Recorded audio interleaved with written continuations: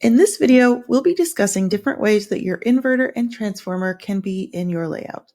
So if you'll notice here, we have our default option where we have our row, then we have our inverter and transformer, and they are installed along the road here. This is called roadside architecture.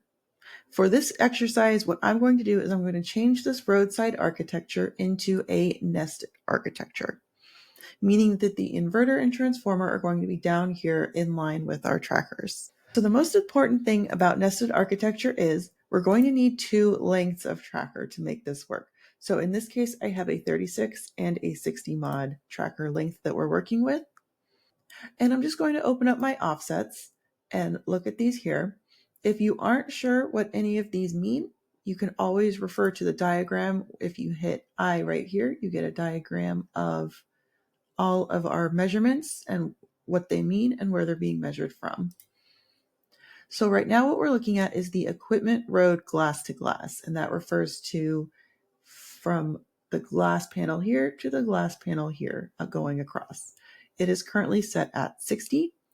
So we're going to take that number, divide it by half, which will make 30, and we're going to make that our new transformer and inverter offset. So in this case, 20 will become 30 for both of these. Then we will hit generate layout. Okay, so you can see now that our transformer and inverter are lined up. They're more closely lined up with our combiner boxes. So we could still come in here and play with these settings a little bit if we wanted to get it in a little closer. For example, maybe I want to take this 35 just to bring it in slightly more. Okay, so now it's even more in line with our trackers. And now what we can do is take the rest of these trackers that can hold control and select all of them. And I'm going to move them up. I can either move the motors so that they're in line, or I could move it all the way up so that I can eliminate the amount of string.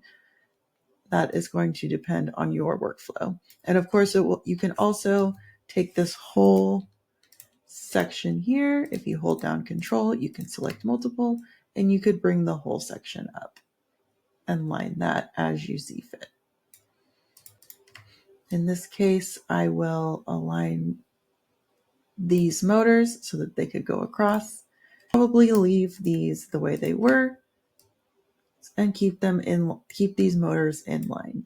But it is going to depend on your workflow. It depends on if you're trying to eliminate the amount of string here. And that's how you do a nested architecture in PVFARM. Thank you for watching.